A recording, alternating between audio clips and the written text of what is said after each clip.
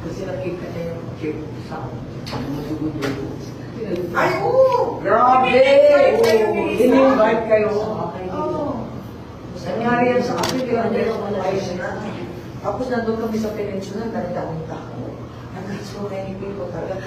Tapos, ay, ko na sa ospital, ginagayan ko siya. Tapos sabi, ay, wala yan, ganyan. Tapos kain ko siya ng kain, ano, puro mga dugo at ulo. Gross! Ay, dito na kayo pakinggan. Oh, yes, yes, yes. Ay, bakit ka rin na yun, ba't ka naging girl? Yeah, ngayon. Sorry. Oo. Ito for protection daw. Ito for... Excuse mo na kung Para parang daw ako iwan mo na kami.